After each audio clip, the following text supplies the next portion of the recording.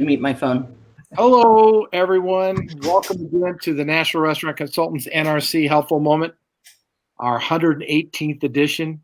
And we welcome in, of course, Mr. Brian Devine from CafeFuel and Top Line Management. I'm Richard Weil, the principal and owner of National Restaurant Consultants. Hello, Brian. How are you today? I am doing great. How about yourself, Richard? Well, we're hanging in there. We're doing well. It's May. It's Cinco de Mayo. Yes. That's Yeah. amazing. It's already the 5th of May, and today we have, by popular demand, this is an unprecedented, almost third appearance on the NRC Helpful Moment. Chef Lindsay Smith, live from Laguna Beach, California, and Nirvana Grill.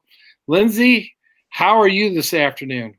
I'm great. Luckily, I'm in my own home this time, but still love being here. So Yeah, thank you guys for having me. Thanks for being with us again. And today's topic is going to be what it's like to be a chef, proprietor, chef owner of your own restaurant, catering company, etc., and a market that you pivoted to during COVID.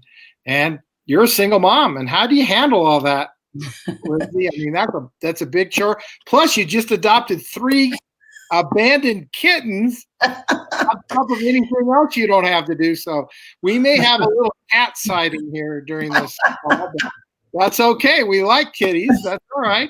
So Lindsay, seriously, you must have just occasionally an overload, information overload, a work-life balance. I mean, there's a lot of women today that are dealing with situations similar to yours, and I'm sure a lot of people would love to hear how you're dealing with the overall work-life balance. So please, if you would, provide a couple moments on our NRC Helpful Moment. Thanks, Lindsay. Absolutely. Thank you guys for having me. What a great subject, too. You know, it's definitely something that I think as a woman, too, not against men, but we handle things all the time, running households, running husbands, running kids, running ourselves, that we're already kind of inbred with this, multitasking skill. But being a chef and having a restaurant and doing it adds a whole new level, definitely. And this last September, my ex and I, we divorced and he moved out and I bought the restaurant in the house, and it definitely has changed the platform of what I do every day and being a mom and doing this. I think a lot of it is humility and grace. I mean, I have to give myself grace a lot. And I have learned that it's okay. It's okay to ask for help, or it's okay to say, you know what, today that's just not happening. I'm going to deal with what I need to deal with that cannot wait. And the other stuff's just going to have to sit there, and it's okay. I'm probably the only one that's going to even notice. And if somebody does notice, it's a simple, you know what, I can't make that commitment today. I'm going to have to get to you tomorrow.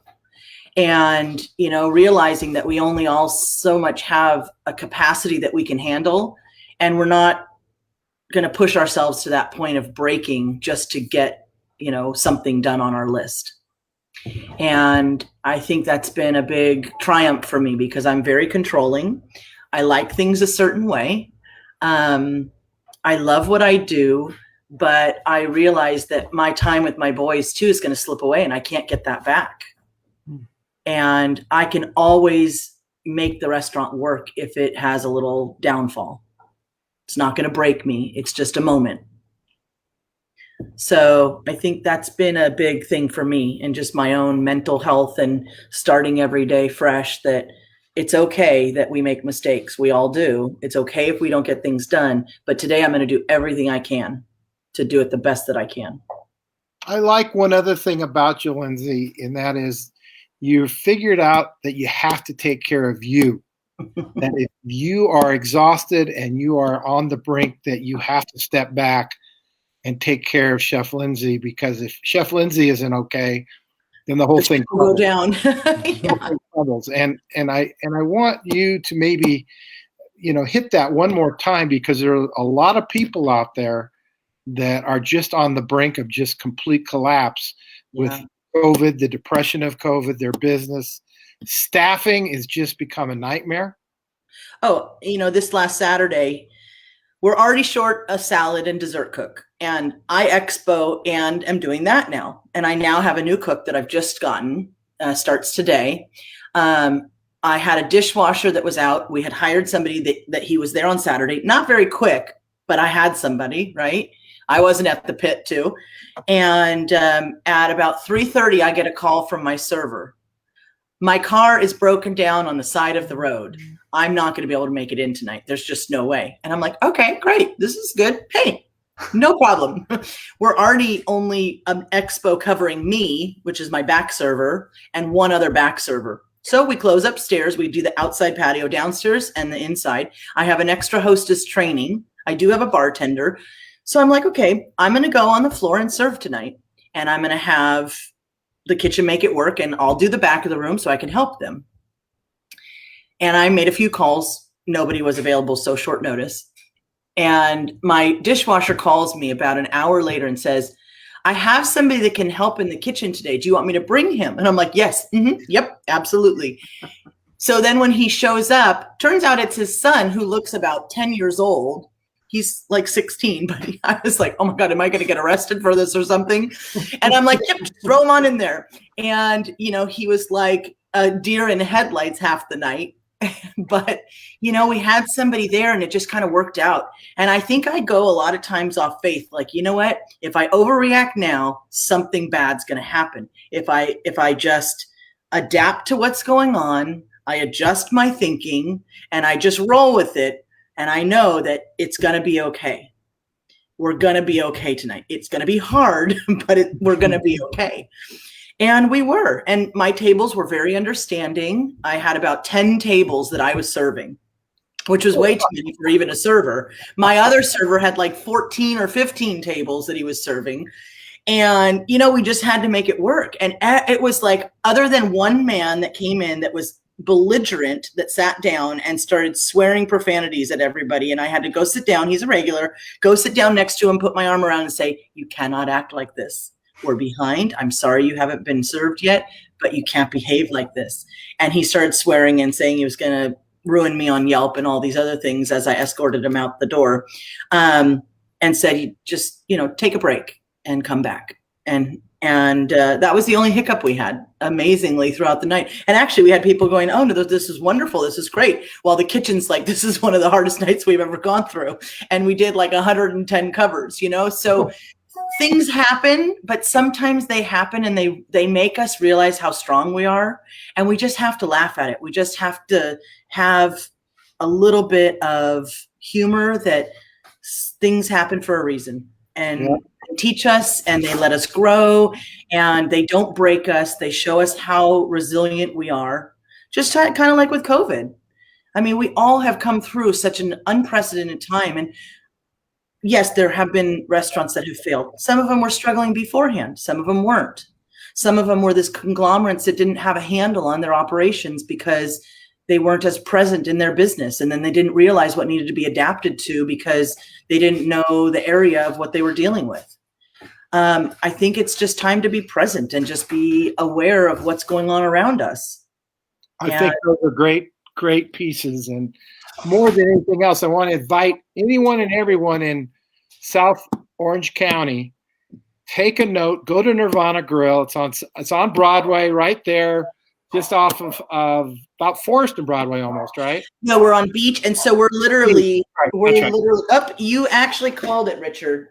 Hold on. Here comes a kitty. But the right I don't know how she broke through, but this is little kitty. Princessa. And she is 5 weeks old. And I became a foster mom when a construction site had a cat that was there that gave birth to kittens and got spooked and took off. And I got a call saying, can you please? And I've never done this before. And I'm like, okay, we've got 2 cats. I love animals. I guess we're going to try this out. And after day 5, she's like, okay, I have somewhere I can put them in LA, but they're not coming back if so. So I don't know if you wanted any.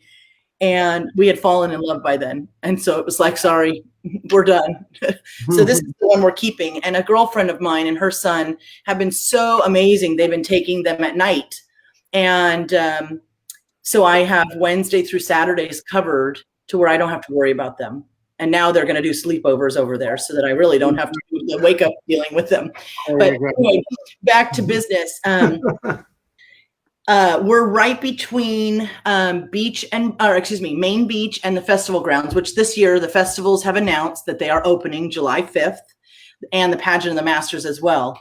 And so the restaurant is 200 yards between both the festival grounds and Main Beach. So it's perfect walking distance. The trolley picks up right next door to us, and it's a indoor, outdoor, rooftop, and then dining room. And really, we get a huge business from the festival. So we're really excited about this summer. And it's great American, what I call just very creative American food that Chef. Well, we're actually come to that this year when everything happened with changing, we're starting to rethink what our food is, and we're redoing our logo right now, and we're reconceptualizing our branding to where we're wine country cuisine. And really, our food is so pairable with everything, and it's not complicated, but it's not fast casual. So we're not really American. We don't have those staples of meatloaf, roast chicken, pasta, but we have that wine country cuisine. Everything's farm to table and seasonal, and really we focus on wines. We love our cocktails, but we do focus on wines. We focus on the experiential part of it. And as soon as summer's over, we'll start doing our tasting dinners with wines again, if we don't do it sooner. But That's awesome. Creative American wine country. I love it.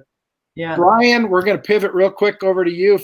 I think what Lindsay said here in terms of getting creative and pivoting and getting it in the moment, that's what marketing is all about as well. Yeah, it is. And thank you for all that, Chef Lindsay. Really appreciate you coming and joining us for a third time. Absolutely. Something that really struck me was the idea that you have to give yourself some grace, some room, and you can't always do everything exactly the way that you want. You have to let other people help.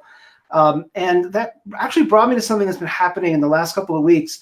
And I just want to reiterate that, Richard and we are genuinely here to help. And we love what we do, and we're good at it. And so we like to do as much of it as we can. And what's been happening is I've been doing some cold outreach to some restaurants in the area that I know need some help. And what's been happening is they don't believe me that we actually want to help, that we have an online ordering system they can use that is free. Free. There's no strings attached. It is absolutely free. That I'm willing to even lay out a process so that they can start getting more customers. Just do these 3 things and you will get more customers. They don't believe that I'm honestly going to give it to them. Well, I think we're indoctrined a lot of times, though, too, that it's going to cost me, and it's going to cost me in the end somewhere. Where I think a lot of us, just by mentorship, we want to see people succeed. Yeah. And I think that we as a culture now don't know what mentorship is, because we haven't been given that. It's a culture that's passed. Yeah, I think you're right. I just want to make it clear to everyone that is watching today, and I know, Richard, you agree with this, and we'll keep on talking about this, is that we really do believe that when we help enough people get what they want and what they need, then we'll always have what we need. And we really want to help, so that when you're in the position where you can hire us to do more, we're here to do that, and you'll think fondly of us because we helped you get there and we made it really easy. So I just want to at least kind of get people thinking about the fact that there are people that genuinely want to help. And after the last year, we're going out of our way to try to help, because we know that there will be a time when all of it will come back and we'll be able to help people at a higher level. But we just want to make sure that everyone gets to stay in business, stay busy, keep people employed, and let people know that you're open, if nothing else. And that's one of those things that people tend to forget, that you have to remind people that you are there and that you are open. And that's all I wanted to cover today. I know I usually give specific tips, but no, really wanted to say great advice, Brian and Lindsay. I think the stepping back with how you look at yourself and the grace that you put into it with your people and more importantly, your guests. And I think if I think about you moving into the front of the house here in the last year, as far as more visibility in terms of the front of the house and your guests, and putting your face and your name and your presence out in front of the customers, what a great thing you've done here in the last 12 to 15 months as well. Well, you know what? It's so much fun. I love being in the back, but what's been interesting during all of COVID is I literally in August of this last year, the festivals weren't going on, and my ex and I regularly had to be on the floor serving because we couldn't find enough staff. There was and the staff we had, they were at hotels. The hotels were so shorthanded. They were paying them doubles of double time, not just overtime. And they were like, I can't even leave if I ever wanted to. And so we were having this continual shortage.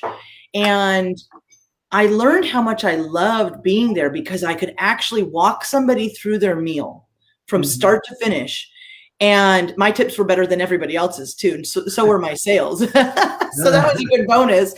But it was, okay, well, I like to dine, but I like to have a white and then I like to have a red. Our half bottles are great because we have better selection and quality than by the glass. And people were like, okay, well, what do you want us to have? And some people didn't even know who I was, and they just trusted me because the authenticity of where I was coming from was, what do I love? And it was experiential of what I would do if it was me, not just trying to sell them something. And so it keeps being that people have that experience and they're like, well, I'm kind of deciding between this or this. I'm not really sure. I remember there was about a month ago, and somebody wanted our salmon or our blackened damari. And our blackened damari is scallops, prawns, and salmon. And I said, and our salmon normally comes with our basil aioli. And I said, well, why don't we give you both? Why don't I do the salmon on your damari with the aioli, and then the others will do blackened like normal. It comes with the leek potatoes, and as long as you're okay with the vegetable. He goes, you can do that? And I said, I can do anything you want me to do. Of course. That's easy. I said, that's not doing a lot. You already have the piece of fish on there. I'm just changing what's on top of it. And man, he was so happy that just the littlest thing, he just was indecisive. But because I know our food and I know what I can and can't do, it was that simple. And so it's so hard to sometimes teach that to people because it's all in my brain. And, I know the menu so backwards and forwards. I know what we're capable of. So it's like, how do I have staff become that mentality? That's a hard part to imprint. It's a hard thing to do. But, more importantly, today was all about how you can versus what you can't do and how you can figure things out. And Chef Lindsay, you are the absolute wonderful poster child for how you can get things done. And I can't thank you enough for joining us again on the NRC Helpful Moment. And of course, Brian Devine, always we thank you. And that's it for today, folks. We went a little longer, but that's great because the information we gave you today, we hope will help you become and stay successful. So bye for now. Thank you so much. Bye, everybody. Bye.